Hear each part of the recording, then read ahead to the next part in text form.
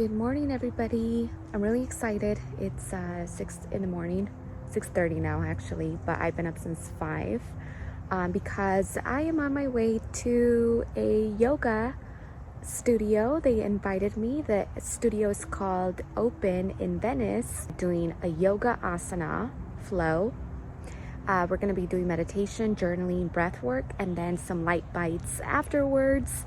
And then I'm also going with my friend Jorge, who I finally saw after 2 years. I saw him for his birthday, and we're gonna go together to this event, which I'm so excited because I've never been to a morning event anywhere. And even my hubby was like, I'm actually surprised that you're going because it's so early. But we were also having the conversation yesterday about how finally, after 2.5 years, or 2 years actually, of the cocoon phase, and you know that phase where you just kind of shut the world off, lone wolf.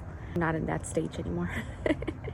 And my life does feel so much more differently than it did even a month ago. So I am wearing a denim jacket, wearing this big sweater and some leggings, my Vans that I love, and then I have some layers underneath, and my Celine bag.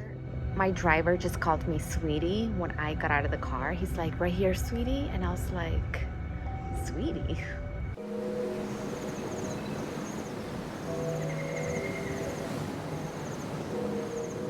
Out here, and I'm waiting for my friend. It's a little chilly outside, it's cold.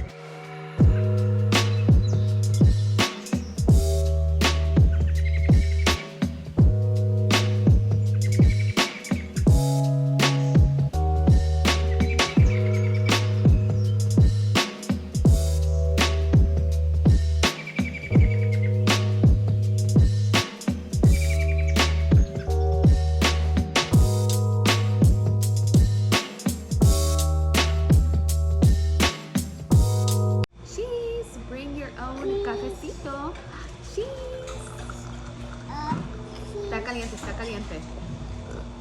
Whoa, excuse you.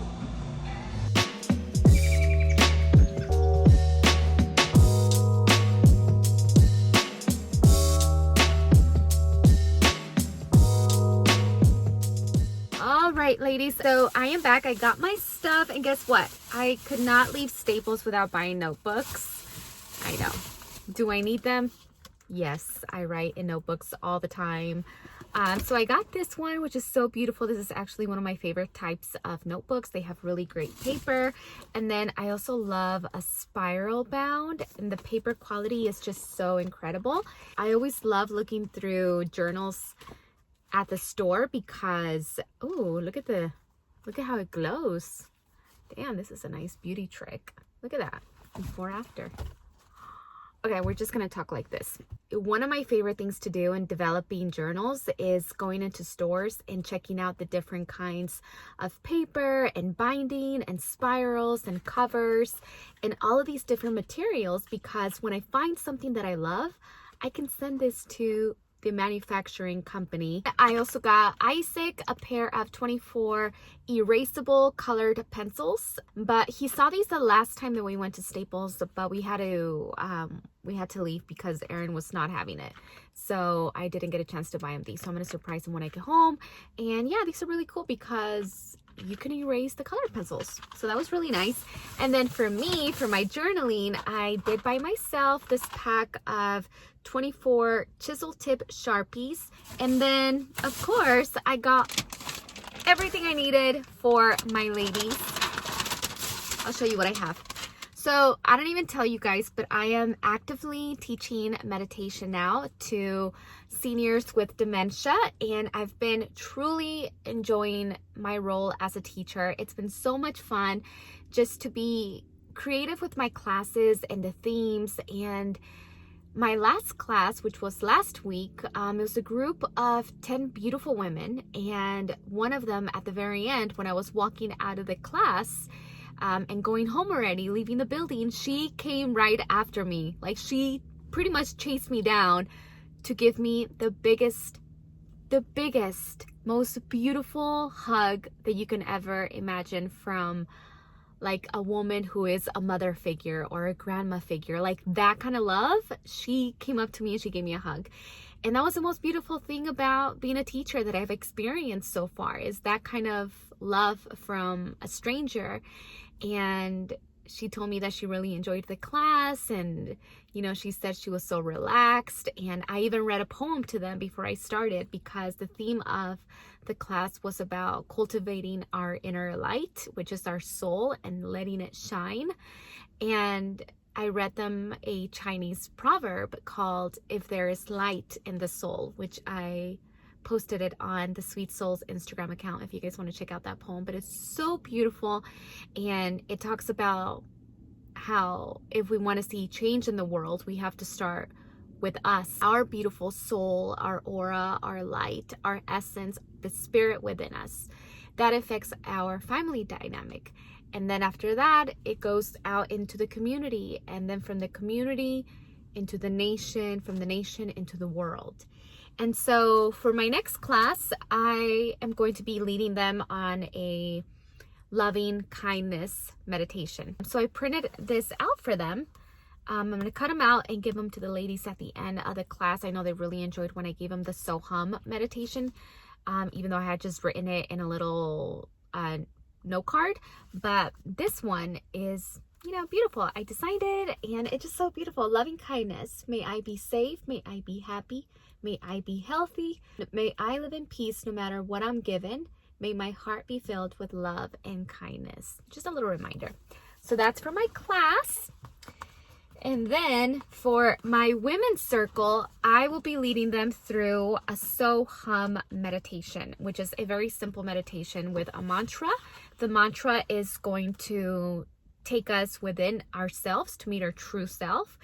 And it's the tool and it's the vehicle to help us create a very focused, one-pointed mind. I wanted to give them new moon journaling prompts. So I have a whole list of journaling prompts that I have for them. And also I did some new moon affirmations. So these are the things that I'm going to be giving out to them once I cut them out. I got them journals and pens and crystals, and specific crystals for this time of the year. And what else? More little surprises. So I am about to take a nap, which is 1 p.m. and I think I caught a bug from my husband. I had to postpone my women's circle that I was hosting this week because I just don't feel well. What I realized throughout this whole process was that I pretty much don't have anything left inside of me right now. Like, I gave myself 1,000%, and I feel like that's why I ended up getting sick. And I'm also realizing how I'm really hard on myself. I have a really big inner critic who is always criticizing every little decision and move that I make, and it's like whatever I do is not enough. And I don't want to carry that energy into the next year. And so I woke up in the morning, my hubby gave me some medicine and stuff, and I even did a workout this morning. I did a workout. I've been sitting in my desk trying to work, trying to be productive. I even tried to meditate, and I couldn't even get past 5 minutes. Well, I did 5 minutes out of my 20-minute meditation today. My mind is everywhere. It's unfocused. I feel empty. Like I said, I feel empty. And I think I just reached a burning point. Jesse took the boys to the snow, and the dog, and well, Pepper, I stay with Chomper. He took one of the dogs and the boys to the snow, so I am home alone. And I am just going to sleep and relax and do nothing all day. Important, and for anybody else who feels like they always gotta be doing something and being productive and moving themselves and their business ahead, especially with all the goals and everything we have. I think it's so important to not be so hard on ourselves. And I'm saying that for me because I am really hard on myself. And right now I'm just reminding myself that it's okay if nothing in my life is moving forward. And that it's okay for me to relax and to sleep and to rest because my body needs it. Hi ladies, what's up? How's it going? It's been a long minute since I've been here on the Sweet Souls YouTube channel. So a lot of things have been happening. I just launched my podcast about a month ago. Today is Wednesday, which is podcast filming day, and I'm really excited because I am actually going to make myself a little tea, a Blue Lotus tea, because it does help with your intuition, and I definitely want all the messages that come through to me to be channeled. So I'm going to meditate before then. So I'm just going to prep some water here. This was actually a birthday gift from my husband, Jesse, and he gave me this for my birthday in August, and it's honestly brought so much joy into my life. I'm not even kidding. I love prepping little teas and everything, and the little tea kettle just makes the heating up of the water so much quicker. So, however, last week I burned myself. 3rd degree burn, ladies. Why? Because I was not paying attention to, I was not in the present moment. My mind was somewhere else. I was making Jell-O. So I poured about 1 cup of hot water. Then I had the Jell-O cup like this, like a measuring cup. And my son was on the floor. And I was trying to pay attention to him. I didn't want him to get burned. And in the middle of paying attention to Aaron, the hot water spilled on my thumb. And it instantly like made all of my skin like chicharrones. Like it just curled up instantly. And then it bubbled up into a big watery blister. And then the whole skin peeled off. All right, so I'm just gonna let that steep. I'm not even gonna pick it up. So I'm gonna wait about 5 minutes and then I'm gonna drink it, strain it. But yes, ladies, so I also, right after that, I ended up getting sick, which I was gone from social media for about 2 full weeks, which was a really long time. I was not planning on that. I was in the middle also of planning my first women's circle, and to be honest with you, I feel like I took on way more than my body could handle, and I really feel like I manifested getting the flu, which I never get the flu. I usually get a cold, but this time I ended up getting the flu, and I could not get out of bed for 23 hours. I literally went to sleep like at 9 p.m. and I didn't wake up till the next day till like 5 p.m. Slept the whole time. I didn't eat, didn't drink water. My body was just aching, and it's never happened before. I had a fever, I had shivers. My body was just hurting. But definitely the fact that I did sleep for an entire day helped out so much, because that's the number one thing the body needs is rest, right? So finally feeling so much better, but it was actually a blessing in disguise. Even though it gave me a little bit of depression, just being that sick and being feeling like I was just stagnant, because I'm someone who's always taking action. I have a to-do list, I have goals, I have things that I want to accomplish in a week, in a month, the first quarter of the year, what I want to accomplish first, second, third, fourth. Like I plan my whole entire life. I plan everything. It's one of my favorite things to do, because I feel like that's how I measure success. Just, the progression of achieving a worthy goal. And so I love goal setting. It really pumps me up. So this week, I've been feeling so much better now that I am finally back on. I was doing the women's circle, ladies. I was going to do it on the 22nd, which was, I think, a day after the new moon, also the beginning of Capricorn season, and a day after the first day of the winter solstice. And I really felt like it was just a beautiful energetic portal for the women's circle, which is the first time that I was doing it. And in the middle of that, and then interviewing people for the first time, which is something that I've never done before for my podcast, but I just did it.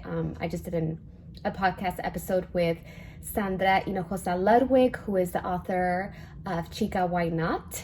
She's a manifesting coach. I hope you all have a blessed and beautiful day, and I will see you on the podcast on Friday. Okay, I will link it down below. Also the YouTube channel where you can check out the full interview with Sandra and other episodes that I've already uploaded there, so you can check them out right there. All right, ladies, have a blessed and beautiful day, and I can't wait to see you soon.